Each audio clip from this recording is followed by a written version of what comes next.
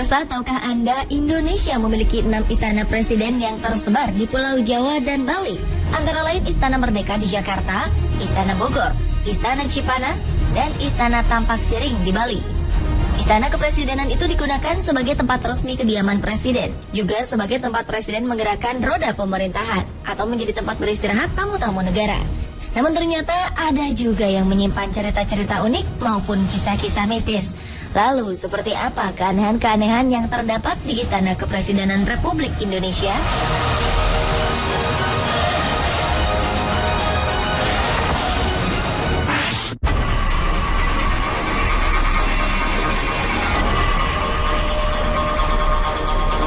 Demi penghematan uang negara, dahulu Presiden Gus Dur memutuskan tinggal di Istana Merdeka. Meski demikian, bukan berarti keluarga Gus Dur betah. Mereka mengaku banyak diganggu makhluk halus di istana peninggalan zaman kolonial itu. Putri Gus Dur, Yeni Wahid, pernah mengaku di akun Twitternya bahwa istana yang ia tinggali sangat tidak nyaman dan seram suasananya. Bahkan sang adik Inayah Wahid sering diganggu oleh makhluk halus. Kejadian menyeramkan ternyata tidak hanya dialami keluarga Gus Dur. Sejumlah pegawai istana juga kerap mengalaminya.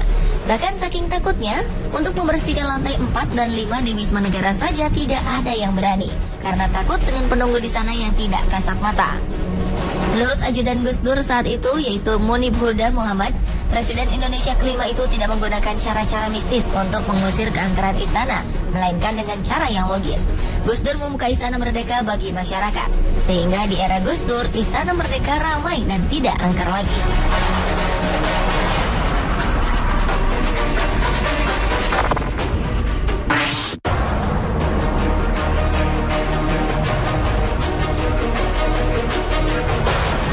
Istana Merdeka merupakan tempat resmi kediaman dan kantor Presiden Indonesia yang terletak satu kompleks dengan Istana Negara dan Bina Geraha, yaitu terletak di Jalan Merdeka Selatan, Jakarta. Istana dengan luas sekitar 2.400 meter persegi ini dibangun pada masa pemerintahan Gubernur Jenderal J.W. Van Lansberg pada 1873. Tercatat setelah Presiden pertama Indonesia, Soekarno, barulah Presiden keempat Abdurrahman Wahid alias Gus Dur yang memilih tinggal di istana. Kini Istana Merdeka ditinggali oleh Presiden ke-7 Indonesia, Joko Widodo, atau yang akrab disapa Jokowi. Yang menarik, ternyata Jokowi dan Ibu Negara Iriana Widodo bukan hanya tinggal, tetapi tidur di bekas ranjang Presiden Soekarno. Diketahui selama ini tak ada presiden yang berani tidur di ranjang kamar sang proklamator itu. Bahkan putri dari Bung Karno, Megawati Soekarno Putri sekalipun. Menurut Ahok, Gubernur DKI Jakarta, Presiden Jokowi termasuk salah satu presiden yang berani menempati kamar Bung Karno. Meski banyak informasi tentang bangunan tersebut yang penuh dengan cerita mistis, Jokowi mengaku tidak merasa terganggu oleh cerita-cerita itu. Ia malah merasa nyaman, sebab ia juga pernah tinggal di gedung tua saat ia menjabat sebagai wali kota Solo.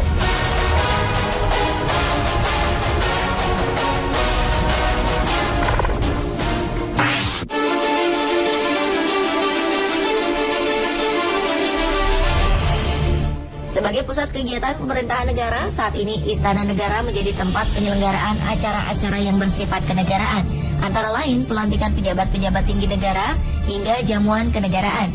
Namun ternyata ada sebuah kisah di balik salah satu acara pelantikan resmi di Istana Negara tersebut, tepatnya saat pengangkatan Albert Hasibuan sebagai anggota Dewan Pertimbangan Presiden untuk bidang hak asasi manusia pada awal tahun 2012 lalu oleh Presiden Indonesia ke-6 Susilo Bambang Yudhoyono. Usai pelantikan, meja marmer yang dipakai sebagai tempat penandatanganan tiba-tiba pecah dan hancur berkeping-keping seperti habis dipukul dengan benda keras. Peristiwa itu terjadi ketika pasukan pengamanan presiden atau Pas Pampres hendak memindahkan meja marmer setebal 2 cm tersebut. Walau sempat terkejut, acara pelantikan tak terganggu sama sekali. Diketahui alas marmer tersebut terlepas dari meja besi kerangkanya. Namun ternyata ada juga yang mengaitkannya dengan hal-hal metafisika, yang konon pecahnya meja tersebut merupakan teguran dari si penunggu meja marmer bagi sang presiden kala itu.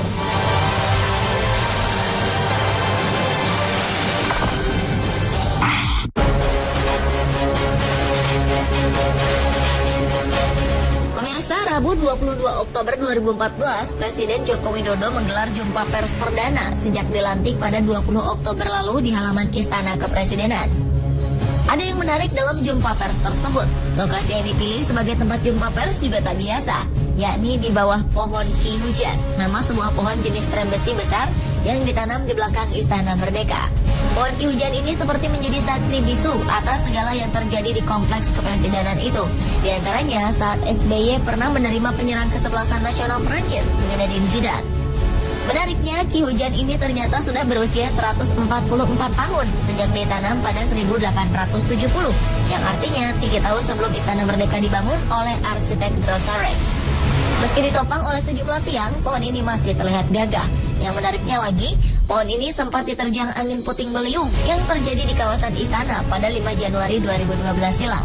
Banyak pohon bertumbangan, namun anehnya Ki Hujan tetap kokoh berdiri. Hanya dedaunannya saja yang rontok dan ranting-ranting kecil yang berjatuhan.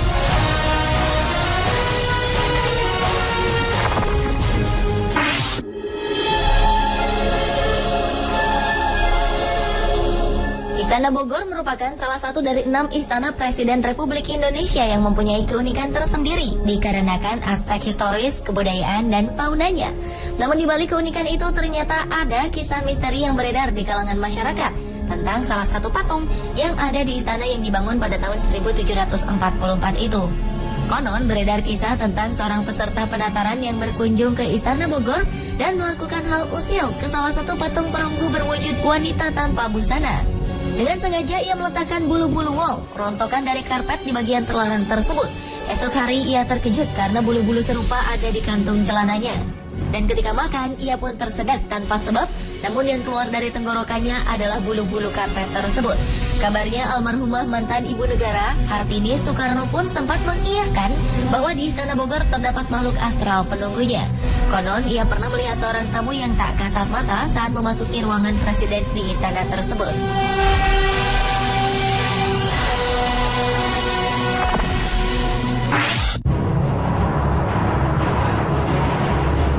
Istana Kepresidenan yang berada di Bali, yakni Istana Tampak Siring, adalah satu-satunya istana kepresidenan Republik Indonesia yang dibangun setelah Indonesia merdeka. Karena kelima istana lainnya, yakni Istana Negara, Istana Merdeka, Istana Bogor, Istana Cipanas, serta Istana Gedung Agung Yogyakarta dibangun semasa zaman kolonialisme Belanda. Istana Tampak Siring biasanya digunakan oleh presiden untuk beristirahat, melakukan rapat kerja, serta melakukan perundingan luar negeri. Istana Tampak Siring diprakarsai oleh Soekarno dan mulai dibangun pada tahun 1957 hingga tahun 1963. Di istana tersebut terdapat sebuah kamar yang dulu sempat dihuni Soekarno. Konon menurut warga setempat, kamar tersebut hingga kini tidak dihuni dan sengaja dikosongkan karena ada kekuatan mistis yang meliputi ruangan tersebut. Sementara Presiden Indonesia yang datang berkunjung ke istana itu menempati bangunan lain yang tak jauh dari bangunan yang ditempati Soekarno.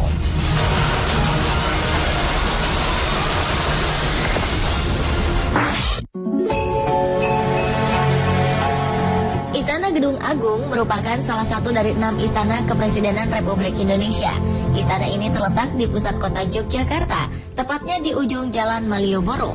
Gedung yang dibangun oleh seorang arsitek A. Payen ini pernah menjadi saksi sejarah ketika Bung Karno berkantor di sana saat Yogyakarta menjadi ibu kota baru Republik Indonesia. Karena merupakan bangunan tua, banyak rumor beredar mengenai kisah mistis di balik bangunan bergaya Eropa itu. Kabarnya di istana tersebut sempat terjadi gangguan-gangguan makhluk gaib. Maka dari itu seorang paranormal pernah dimintai tolong oleh Pas Pampres. Menurutnya, hal yang dianggap mengganggu tersebut berasal dari kekuatan kitab Stambul yang sering berpindah-pindah secara misterius di sekitar istana. Kabarnya di Istana Gedung Agung yang bernama Loji Kebon itu kerap terdengar suara prajurit baris berbaris, walau tak ada yang sedang melakukan baris berbaris.